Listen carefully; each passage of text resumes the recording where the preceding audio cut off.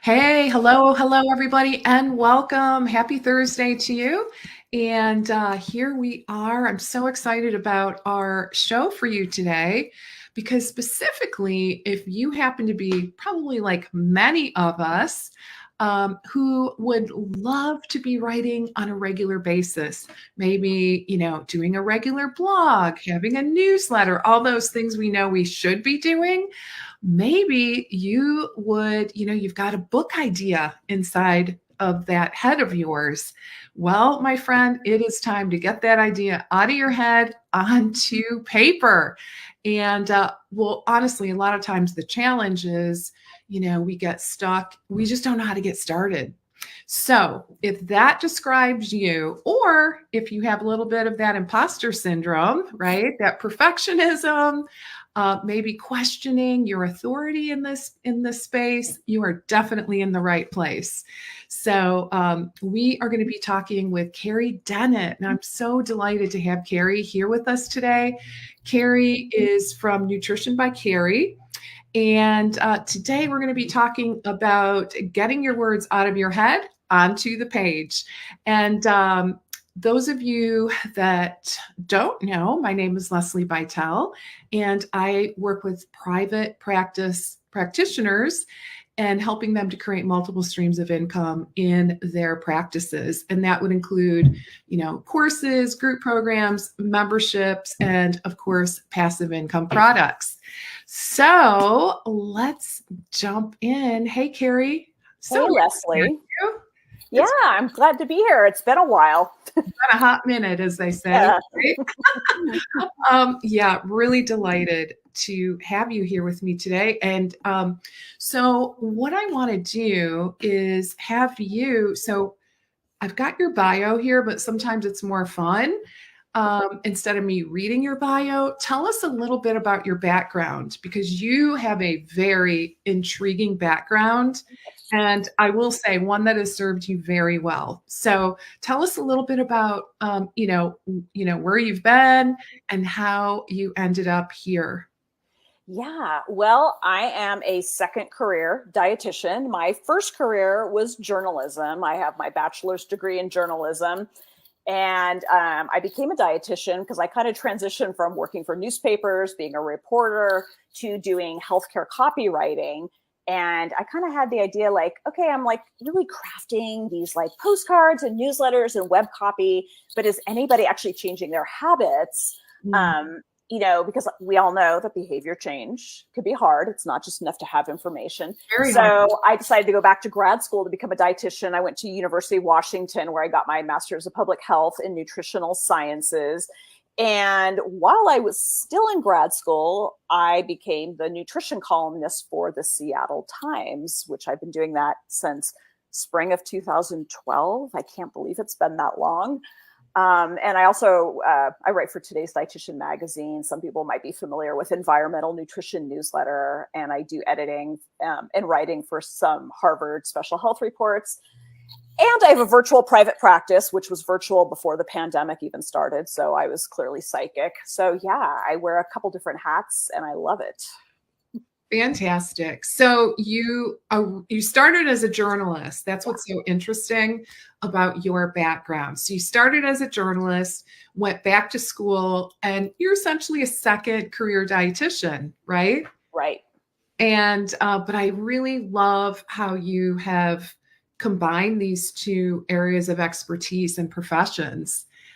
So now it sounds like you are seeing clients in your private practice and a brand new service. Tell us about that.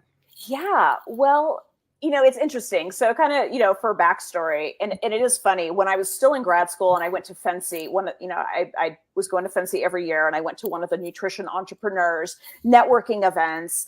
And I was kind of mentioning that, my first career was journalism. And so many people were telling me, oh, well, you'll be fine then, like, oh, you can write, you'll be fine.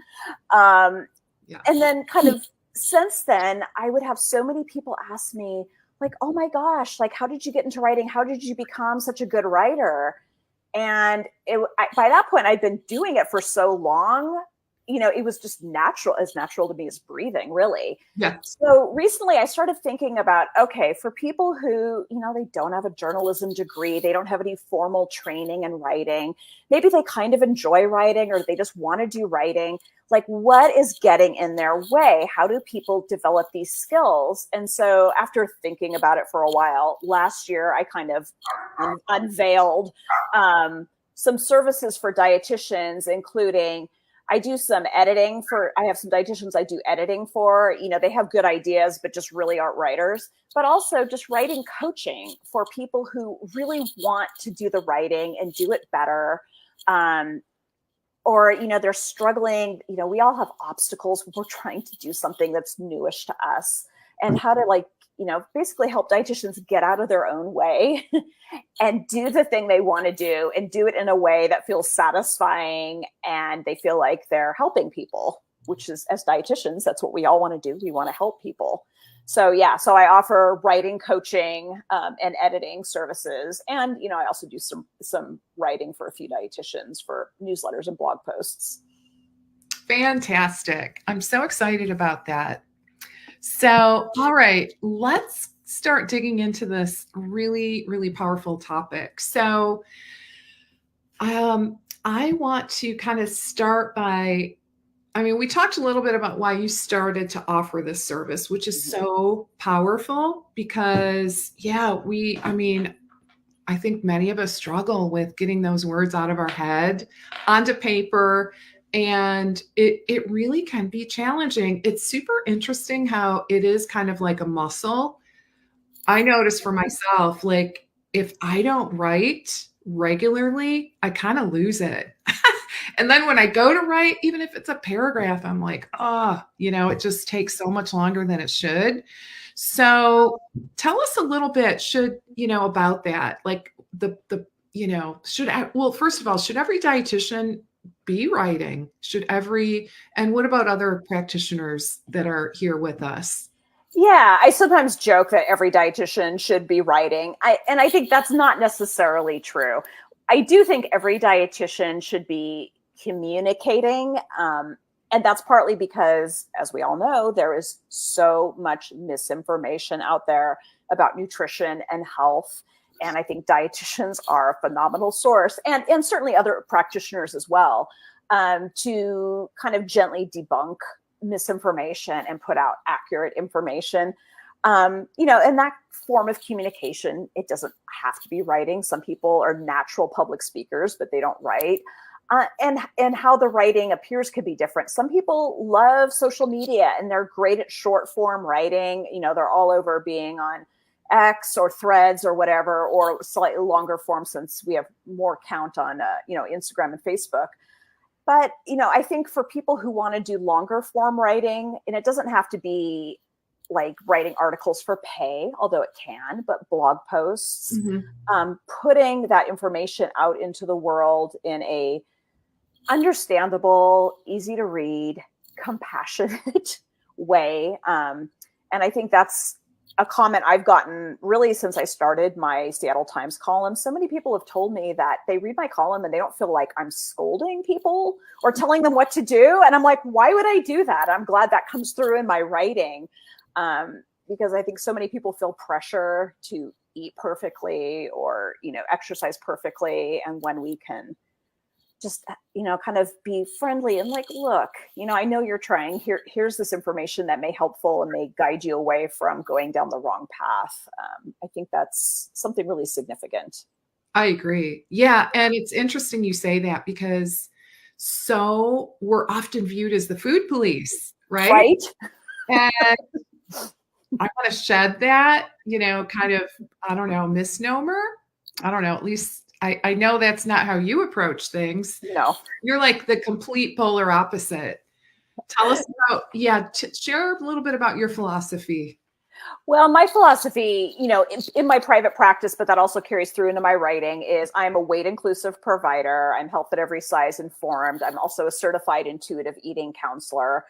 And, so those things really come through. And in my private practice, I have a few different components. Like I work with people on with IBS on the low FODMAP diet. But even that I do through a food freedom approach. Like, this is our goal. So you can eat as many foods as possible while managing your symptoms.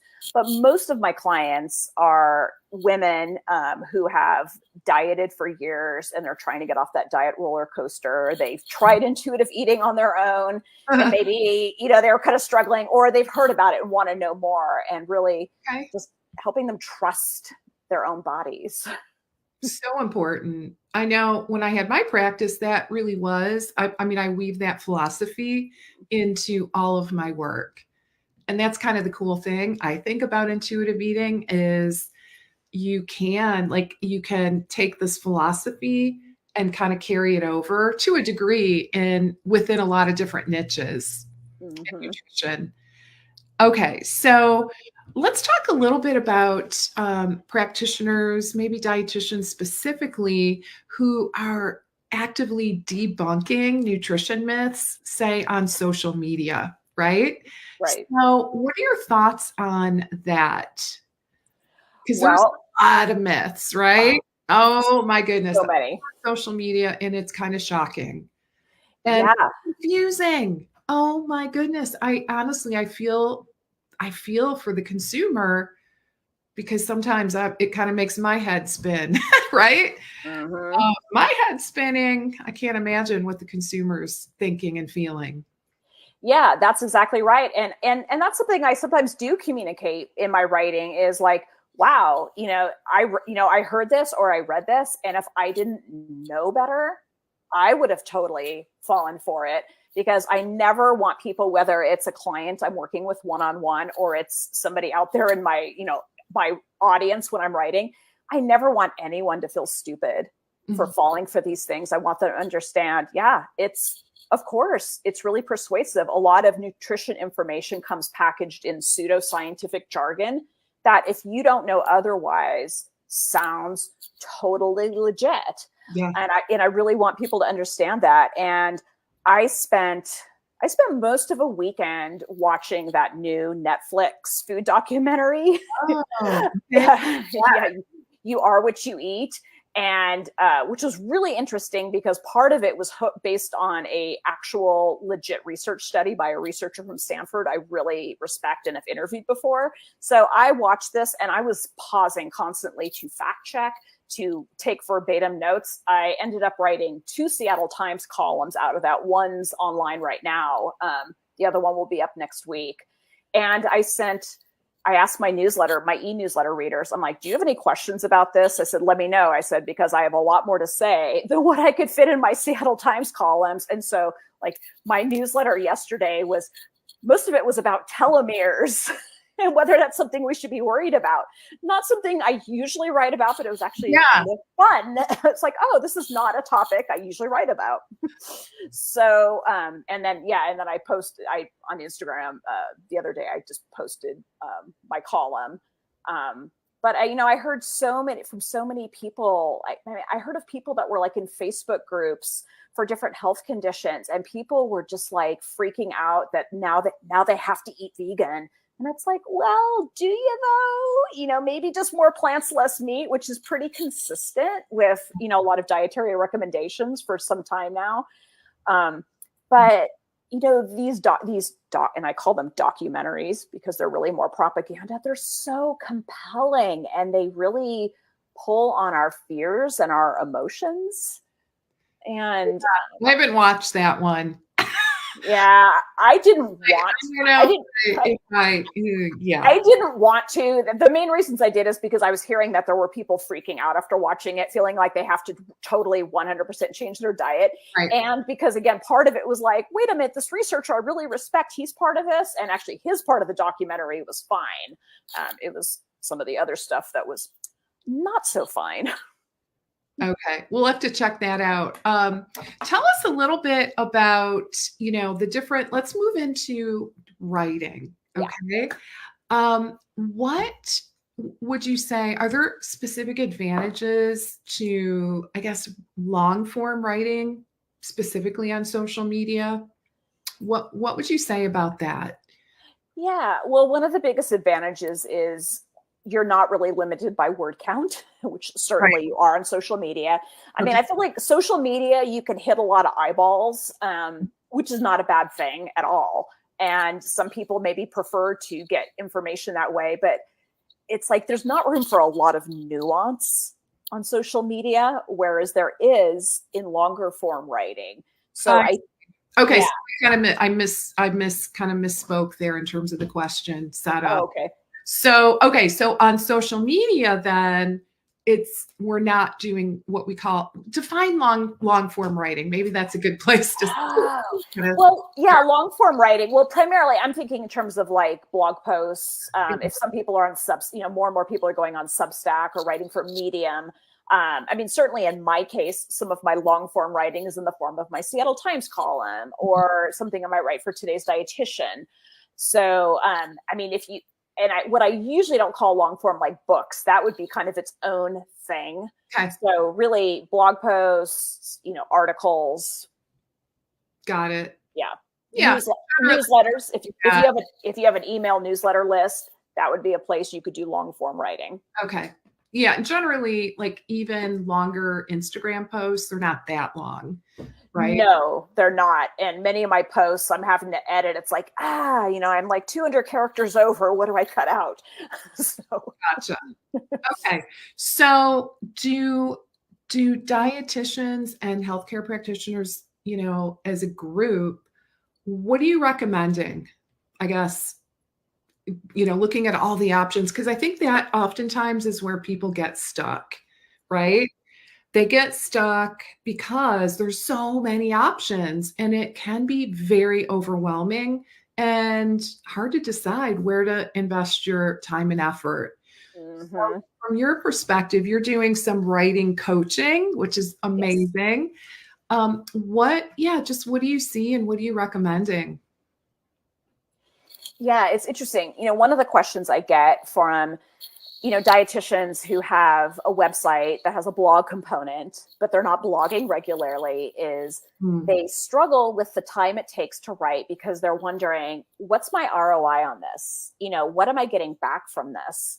And, and to be fair, it's a little more nebulous. I mean, if you're writing an article for an outlet that's paying you, I mean, that's some obvious ROI. But when it's your blog, it's like, what am I getting from it? And, I think number one, if you have a website, just blogging regularly, and regularly can be different. I put a new blog post up every 2 weeks. I used to do weekly, but I think about 2 years ago, I decided to cut myself a break and go down to every other week. It could be even monthly. It's just consistency is more important. But then your website is effectively being updated. The content is being updated. You're keeping your website kind of fresh and vibrant by blogging. So that's kind of a direct benefit. But also you're putting your philosophy and your good ideas out there in the world. And if somebody is looking for something on a topic and they come to one of your well-crafted blog posts instead of some BS written by somebody who doesn't know what they're talking about or is kind of pushing misinformation, then that's a good thing. And it can just kind of show and I use the word authority lightly, because especially being an intuitive eating practitioner, I feel like each of us is the ultimate authority on our own bodies, but that we know what we're talking about. So I think that's definitely a benefit. And I will say, I mean, I'm a unique case because my first career is journalism, but I basically got my Seattle Times column because when I was doing my 2 years of science prereqs to apply to grad school to become a dietitian, I started my blog because, of course, I was like all in on nutrition. Right. And so they could see, my writer's voice in writing about nutrition. So that was valuable. And from my Seattle Times column, I got other writing gigs. I was writing for the Washington Post for a while. They've kind of changed things there, so I'm not anymore. But that came from the features editor at the time, found me, I think, on Twitter, and then went to my website and saw my blog. So there's evidence out there of your knowledge and the fact that you can write. And who knows what that might lead to down the road. Sometimes the ROI is not immediate. Yeah, I'd love to hear from our audience. What are you currently doing? Do you do a regular blog? If so, how often? Yeah, where are you investing your time and effort in terms of writing? And if you're not doing it, what would you like to do? Sometimes it's helpful if you kind of share your goal publicly. And yeah, we all know that can be helpful in terms of accountability and just getting us started. So, okay, so it sounds like in terms of direct ROI, I mean, I will say, like, from my perspective, just to clarify that the reason, well, one of the reasons from a practice building perspective to write a blog is to bring new people to your site, right? Yes. You've got new content. Google loves that, especially, nowadays it does need to be kind of long, right? So, and it's very helpful if you are optimizing each blog post from an SEO perspective, search engine optimization perspective. And so that definitely takes a little effort. But if you're just getting started, and I think, Carrie, you'd probably concur with this thought process, I would just get started. Don't worry about all the SEO because that's going to add a whole layer of complexity into the mix. Yes. And guess what? You can always go back once you get some blogs up. You can always go back and SEO optimize those blogs. Completely. Right? And I think that's one of the obstacles to getting started is, newsflash, perfectionism. I think dietitians are high achievers by nature. We had to work hard to get through our training and our internships. And yeah, I think dietitians are fairly perfectionist type A people. Yeah. I know. Yeah. And I have to remind who can relate to perfectionism? Show of hands. And the really interesting thing is sometimes we don't even know we're doing it. That's what I have found, right? Like, and I've identified that in myself too, where like I remember, and some of you may know this story, like before I started live streaming, seriously, one of my hangups was, how will I repurpose all my content? Like, I felt like I had to be like a video editor and like have this grand plan to repost all over the universe. Okay. Oh, just putting a little pressure on myself, right? Just a little. And then, yeah, like it dawned on me, like, what am I doing? I just need to push the go live button. That is a good first step, right? But it's really interesting. So like I said, I see it every day in the work I do. And sometimes I see it in myself too. So we got a lot of great comments. And did you have something you wanted to add, Carrie, about that whole topic? Oh, well, I was going to say, I still catch myself with the perfectionist thinking. I mean, and sometimes I'll be struggling with a certain article, and usually it's because like I want to get all the things into it. And then I'm like, hold on. I do not need to write the definitive work on the subject in this article, especially if I'm reading a million research papers. It's like, oh, each of those papers is longer than my article. How do I think I'm going to distill everything?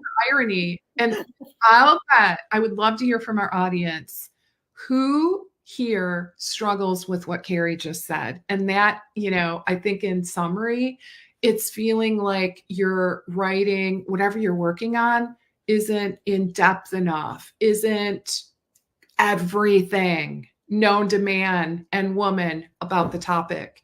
But the kind of the interesting caveat there is that normal people, i.e. your clients, they don't want all that detail, right? They want things easy. They want the 5 steps, or they want, I think you have to consider your audience, right? Would you agree with that? Oh, 100%. And that's actually one of my pet peeves in reading somebody's work or listening to a speaker is when they don't know their audience. Like unfortunately, I've heard some dietitians speak to a layperson audience, and the detail they're giving, I'm like, that would be great for a dietitian audience, but you really have to know. And in my writing, if I'm writing about a topic for the Seattle Times, it is going to be written differently than I would write it for today's dietitian, 100%. And I think, it can actually be a blessing if we feel like, I want to put all these things in it. It's like, that's a perfect opportunity to, okay, maybe I need to look at the different facets of this topic and just write about one facet of it now and put a pin in the others for future articles or blog posts. That's amazing. Yeah. And that actually is, I think, a great idea, because then you've got a topic for next time. Totally. Right? If it's too much, you can have a part 2. You can have like a 3-part series or something like that. So, all right, let's take a look at what our audience has to say. So, and I'm sorry I cannot see your name. Facebook gets a little bit protective sometimes about names. So, so I was writing very inconsistently, but now I'm committed to a weekly blog post. I'm moving into the weekly theme topic across all my social platforms so I can repurpose. Beautiful. And that is the philosophy that I teach in the work that I do, is just to try to simplify your approach, is to come up with a monthly theme that's going to dictate more or less. I mean, it's not written in stone, right? But it gives you some direction. And I think it just helps really to organize our thoughts. So a monthly theme. And then if you're going to like have a blog or writing each week, you can break that monthly theme into maybe 4 subtopics. Mm-hmm. So, because I think a lot of the struggle is, like, I don't even want to start a blog because how will I figure out, different topics? I'm going to run out of things to say. I'm big on setting themes, but I also give myself permission to break away from that. But it's like, I feel like having a theme and knowing that if I'm like having a blank about what to write about, knowing, oh, this is the theme I pre-decided on, that gives me a place to get started. Yeah, absolutely. I love that. And the other thing just want to remember to mention is those, there's, what do they call them? Like the monthly, those calendars where, we've got like, National Heart Month coming up, right? And that's February. So like, big themes, weeks of, where we're observing a certain thing. And then there's kind of like the obscure days, like, National Cupcake Day, or, but that can give you some ideas, right? Like, okay, so where does this fit in? But the important thing is, at least from my perspective, is tie it into how this is going to help your audience, right? Yes, absolutely. So it's not just kind of some random isolated thing. Yeah, that there's always that connection to what we're doing. Mm-hmm. Okay. Hey, Dorothy, welcome. So Dorothy is a writer, and Dorothy has written a book, which is amazing. So she loves writing, so she sends a newsletter out. I get that newsletter and I read it every week, Dorothy. After watching American Fiction, I'm thinking of changing the title of my book and the cover. Well, an update can never hurt, right? This person, Minu, says, I blog once a month, given the time it takes. Oh, okay. So you're doing the keyword research for SEO. That makes sense. It really, really does. Because if you're doing that process, that can take some time. So good for you. Hey, Jelena, welcome. I love it that you were able to join. So Jelena says, I rarely find myself reading blog posts, so I feel hesitant to write a blog.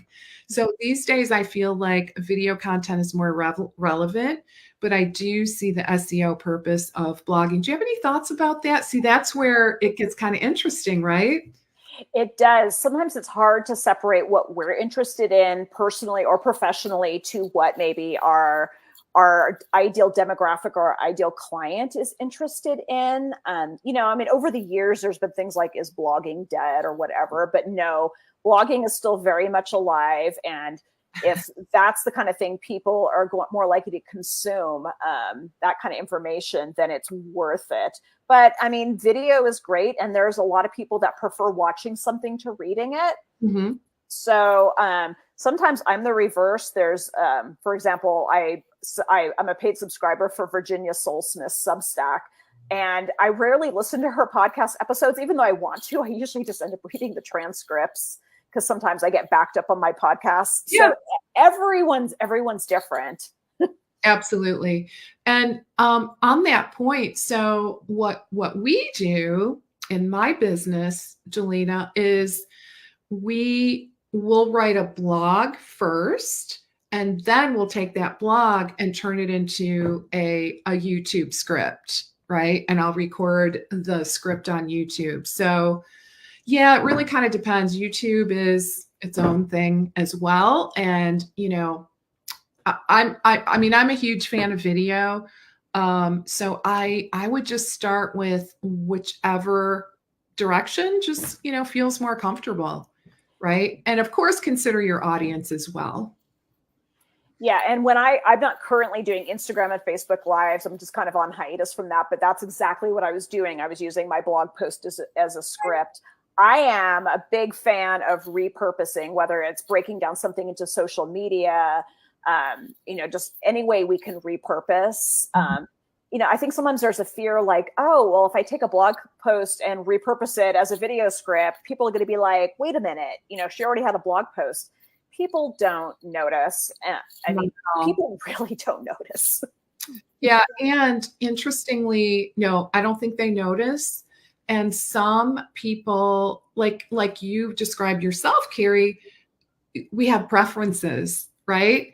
And interestingly, we may not even pay attention to the other thing, right? So if like I'm a YouTube kind of gal, I might not even really pay attention if you put a blog up. So, all right, Sharon, welcome, Sharon. So Sharon says, I write a blog monthly for my integrative medicine practice, and my biggest challenge right now is the website, the logistical part.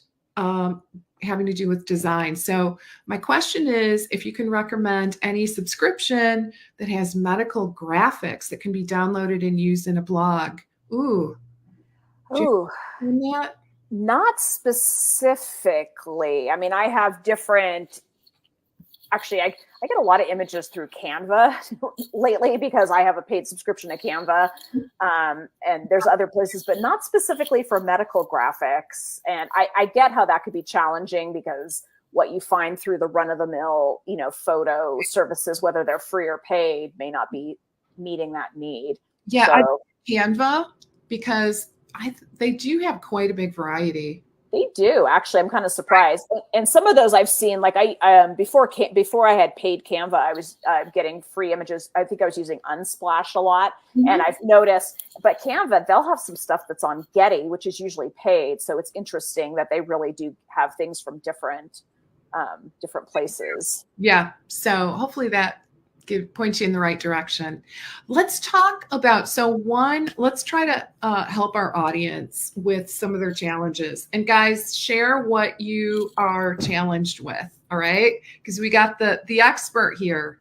And so Carrie can help us, all right? So let's pick her brain. I would just say most people have a hard time getting started, right? It's very challenging to start a habit such as writing, especially when you're not super confident that this is where you should be investing your time, because we get scattered, right? All these different, shiny gold objects everywhere. Right. We could do a little of this, a little of that, a little of this, and before we know it, another year's gone by and we really haven't dug in and gotten traction with any particular thing. Anyone relate to that? Oh yeah, it's very easy to do. So give us some tips on how to overcome some of these challenges and just get started. Yeah, well, the first step is even knowing what you're going to write about. Okay. And often what I recommend for people, and this is something I do myself every so often, is just do a big brain dump of things you might want to write about. It might be a trend you're noticing in health and nutrition. It might be questions you're hearing a lot from clients if you're doing, one-on-one work. I've gotten ideas from some random mention. I'll be reading like a fiction book and they're like, they mention something that's food or nutrition related. I'm like, I should write a blog post about that. Yeah. So doing a brain dump. So do you keep like this, some kind of note somewhere with ideas? I do. I sometimes, another thing that could be helpful, this comes to the writing process itself, is doing it in a way where you feel like things will flow. Like sometimes when I am starting to write an article, I need to be sitting with a pen and a legal pad. Okay. Other times I need to be typing. And it's the same way with coming up with ideas. Like sometimes I will literally have a pen and a pad of paper and just like let my brain just flow. Mm-hmm. But I also do keep a lot of ideas. I use for my organization system, I use Trello. And so I have a whole content calendar board where I have a list of just potential future ideas. So I do it there too. It's like whatever way doesn't seem to be getting in the way of letting the ideas flow. But yeah, definitely keep a list. I will sometimes, if I'm just like out on a walk and I get a good idea, if I have my phone with me, I'll like make a note, because a good idea, if you don't record it down, it will slip away. Yeah, you got to lock those ideas down so they don't escape. True. It's amazing how that works, but it really is true. Yeah. And then, once you have an idea, you're like, okay, this is what I want to write about. It can be really intimidating to sit in front of a blank Word document or whatever.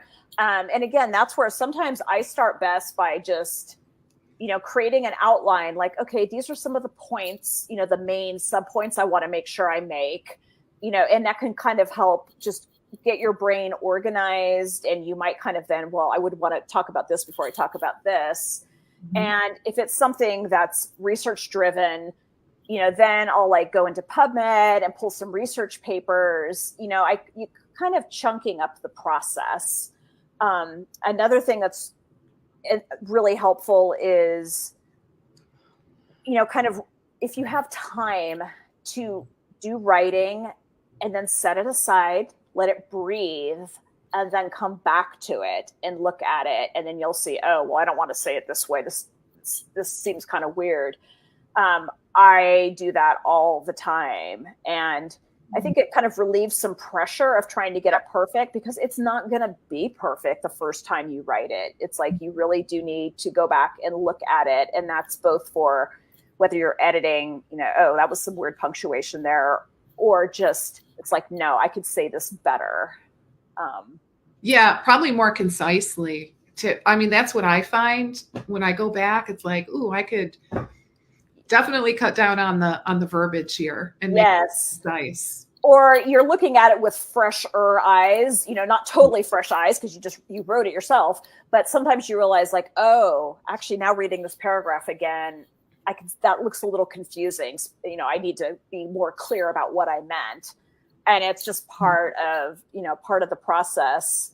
But I think, the most important thing is to just start. I think so often we just think of like, I'm here, I'm at 0 and I need to get over here. Let's say 100 is the finished publishable article. And that can seem daunting, but there are so many points along the way.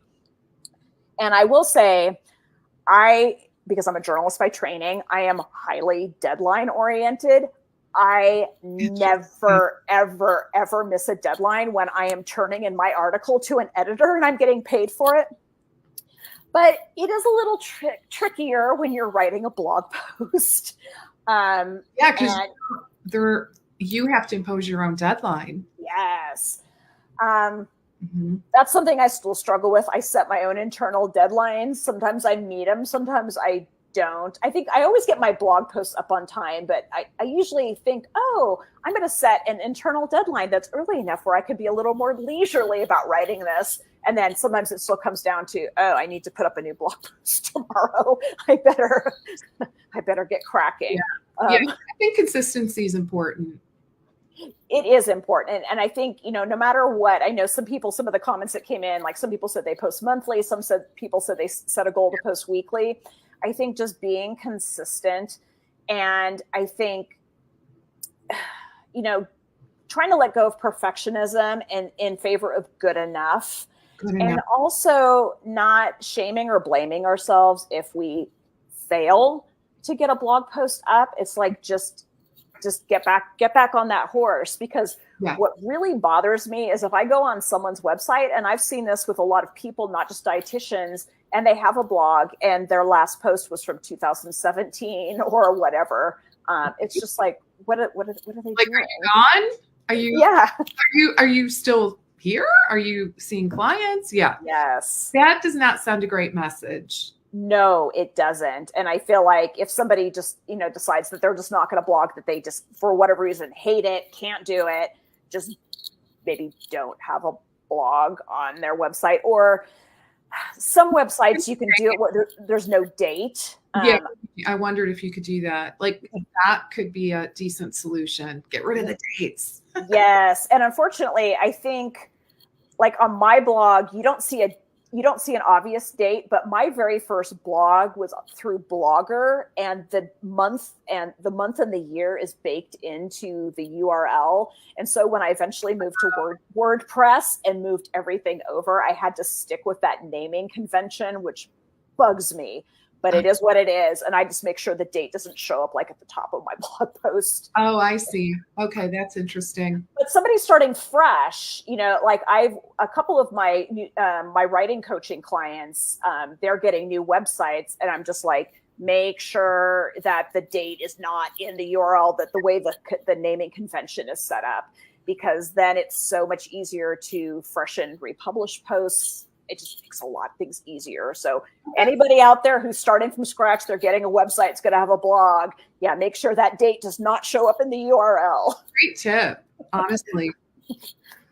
Let's take a peek at what our audience says. So Minu says, I agree. It's challenging to strike a balance between keeping it relatable and simple for target audience and the depth that you'd like to achieve with technical info.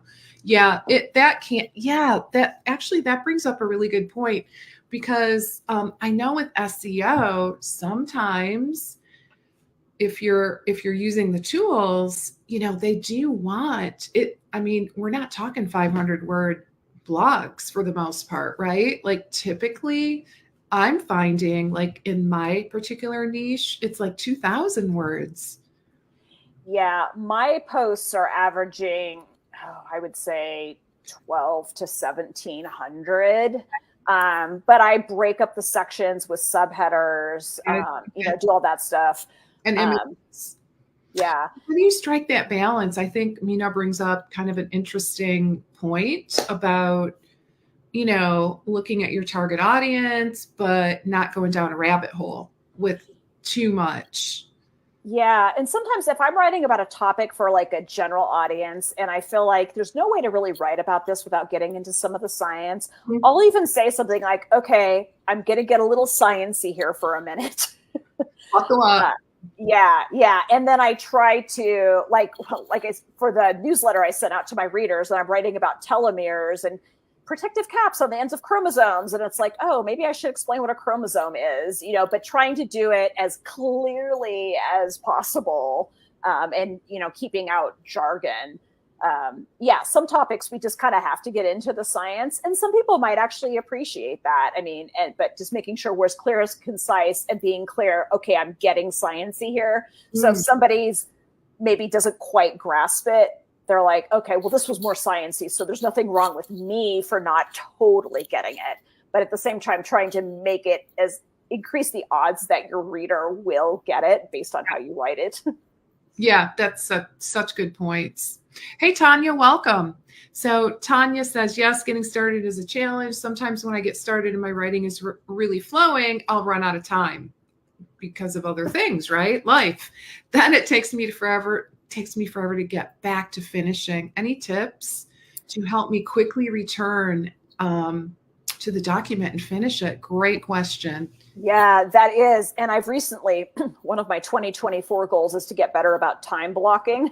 So sometimes I'm like, I have an hour to work on this, but then I need to go to something else. Mm-hmm. Usually what I'll do is I'll just like type, assuming I'm typing it, a couple little notes for myself at the end about that give me a clue to where my thought process was when I was leaving off. kind of like little breadcrumbs that will maybe help kick me back into the flow when I'm able to return to it. And that does kind of seem to help. Great idea. Yeah. Time blocking is the answer. I mean, in the bigger picture, right? Obviously, it's not always going to work. No, and I try to, and it's because I juggle so many different writing projects. I mean, my own blog, articles for different outlets. And I find if I'm like, okay, I'm working on this article for an hour today, then I feel like I'm making progress on more things rather than like, oh, shoot, I haven't even started working on this yet. So it's pros and cons. Angelina says, how can you plan time managing for blogging? Any tips for setting goals and working towards writing more efficiently? Yeah, well, definitely putting it on your schedule. It can't just be this thing in your head that, I should kind of work on that blog post. It needs to be on your schedule, however you do it. If it's a to-do list, if you use like Trello, Asana, something like that. And I feel like the work starts well before you're going to write, like having some kind of loose content calendar, whether it's themes, that you then go back to like, oh, I was going to write about intuitive eating. Oh, let's write specifically about this. Kind of knowing what you're going to write about. And then if it's something you have to research, kind of like maybe setting time, like, okay, I'm not going to start writing today, but I do want to go in and see if there's been any recent research on this, and just really kind of scheduling it in like you would anything else. It's so easy to put blogging on the back burner after paid work. And we have to make a living. So I 100% get that. I have that circle with creating social media posts too. It's like, I'm not getting paid to do that. But if it's important, if you've decided it's something that is important and will, bring value to you, whether directly or down the road, and provide value, then getting it on your calendar, on your schedule, and making the time for it, because it won't make time on its own. You have to do it. Yeah, I don't think it'll happen. Yeah, no. I try to do that like pretty much with all those sorts of things. It's in my calendar. And I do know, like, okay, I've got an hour blocked out for this. It's like I got to do it now, or I'm going to have to do it at night, right? So, I mean, that's usually my motivation. Like I want to wrap it up. I want to get it done. Right. So right. Yeah. Or, Sunday, which sometimes does happen. Yeah. I try to not do that. I think I started getting better about protecting my personal time, Leslie, when I was working with you as a coach, like having a vacation that was actually a vacation. And I really, that was so amazing. Yeah. And I try to be more protective about my weekends and my evenings now that and if I have to do something, I try to pick something that's actually kind of fun, which sometimes is writing a blog post. Like, oh, I'm actually looking forward to writing about this topic. I just didn't have a chance this week. So, yeah. That makes me so happy that stuck with you. Yeah. So I've had that conversation recently with some of my clients. Like, you have to take one day off. At least, right? Yes. No more 7 days a week. It's not worth it.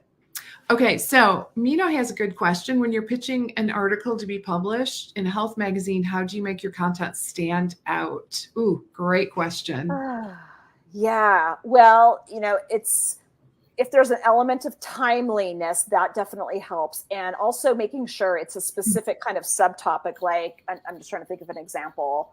You wouldn't just say, oh, pitch an article. I'd like to write about menopause. And I just said that because I'm currently, for today's dietitian, writing an article about eating disorders around the menopause transition. Okay. So, you want to, okay, there's something I want to write about, like what's like a sliver, what's a specific angle, and is there a hook?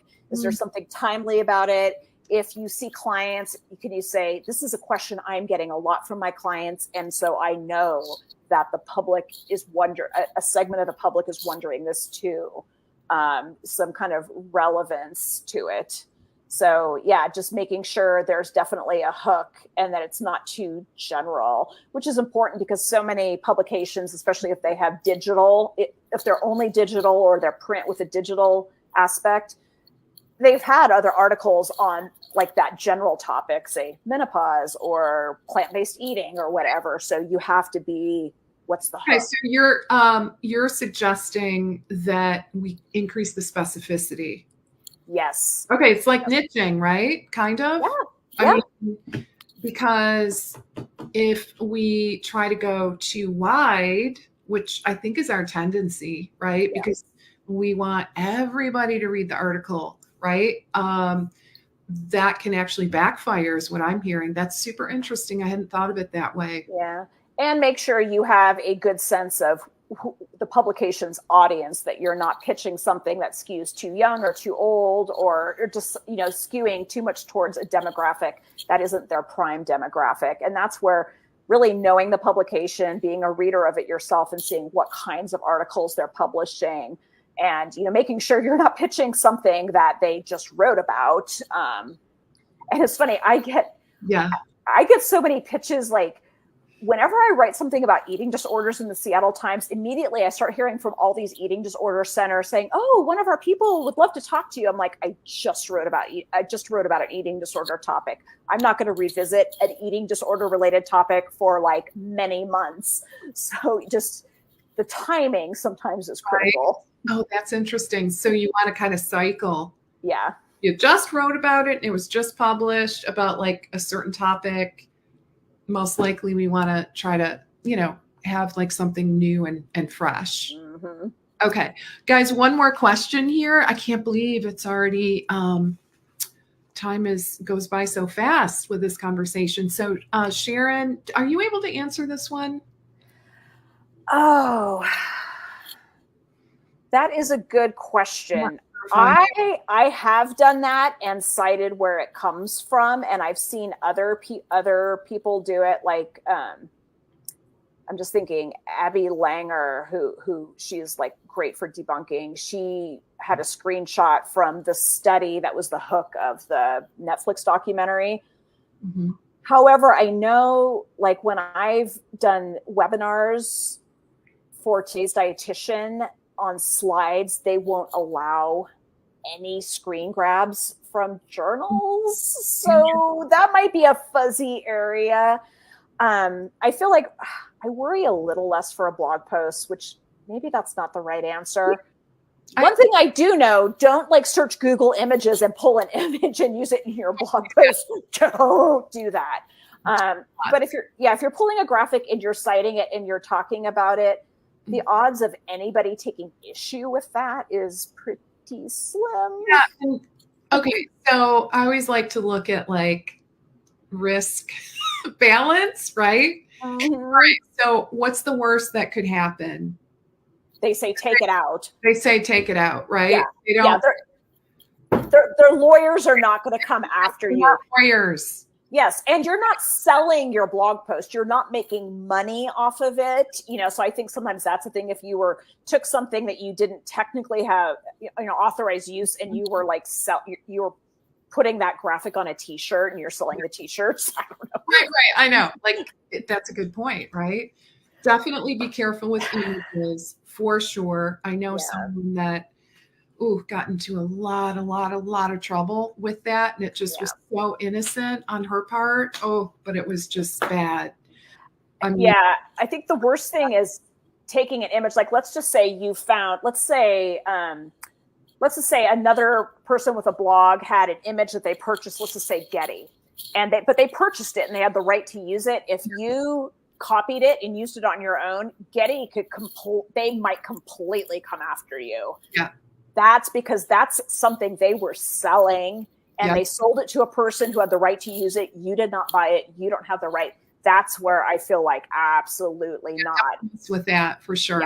Yeah. But some of the other, I don't know, like, and I guess at the end of the day, we're not attorneys, so it's the best we can offer. Sharon, I don't know how helpful it is, but I do know, like, on YouTube, and you have to be really, really careful with like music. Yes. Really careful with music. Like, you can get in a lot of trouble with that kind of thing. So anyway, I would just be careful. Before we wrap up, the one thing we didn't really dig into is book. is, writing a book. This might be a topic we want to revisit in the future if you're up. Yeah. It seems kind of like a big topic. It is a big topic because it's a big piece of writing. Yeah. So would you be up for doing this again sometime in the near future? Okay. Maybe we could do that, guys, for those of you that are interested in exploring the possibility of writing a book, getting that book idea out of your head onto paper. That would be amazing. Anything else? Okay. So, yep. Sharon says, sounds great. Okay. So I think given the time, let's put that on hold. The whole book idea. We'll do a Facebook Live in the hopefully near future. If you're available, Carrie, really appreciate your giving us a whole hour of your time. So very much appreciated. Do you have any kind of final words of wisdom? And I do want to remember to make sure we share with our audience where they can find out more about you and your services. So let's include that as well. Yeah. So definitely, if you're interested in my kind of writing, editing, writing coaching services, Nutrition by Carrie is my website. In the menu, you'll see services for dietitians. That's where to go. And in terms of final tips, I think, if you have an interest and desire in writing, you absolutely can write. It's just devote some time to it and know that the more you do it, the better you will get and the easier it will feel, at least most of the time. I still have some articles I struggle with, but it is, Leslie, like you said, it is a muscle. Yeah. And the more you flex it, it gets stronger. And like anything else, if you decide you wanted to learn to play the piano and you never had, it would feel pretty rocky, but the more you practice, the better you'll get. Writing is the same way. So create that habit, just like you help your clients, right? We all help our clients to create new habits. Right. Now, I know you work with dietitians. Yes. We have a broad audience today. Yeah. So are you open to potentially working with naturopathic doctors, medical doctors? Totally. Yeah, absolutely. Yeah. I mean, I kind of specify dietitians because I'm a dietitian. I'm talking to other dietitians all the time, but absolutely people who just want to get good information out into the world and are kind of feeling stuck, blocked. Okay. Yeah. Okay, guys, check out Carrie's services, nutritionbycarrie.com. I spelled this correctly, right? Everything. Yes, you did. Alrighty. All right, guys. So check out what Carrie has to offer. I love her writing style. If I were contemplating maybe writing a book, I would definitely hook up with Carrie. Or if I just wanted to, you do editing as well, right? I do, yes.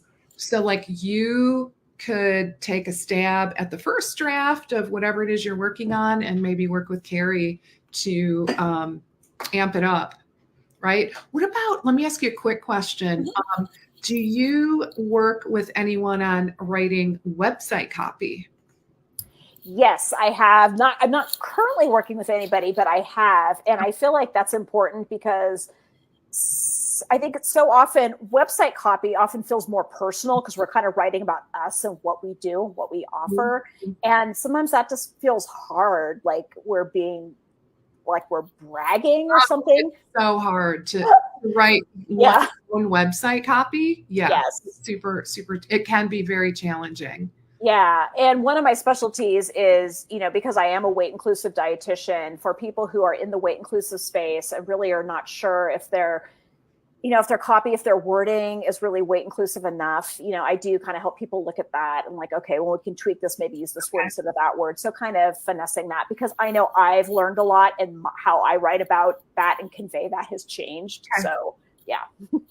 Awesome. All right. So definitely check out Carrie's services, nutritionbycarrie.com, and we will have Carrie back on and we will kind of bookmark that. No pun intended, right? We'll bookmark that topic of writing a book.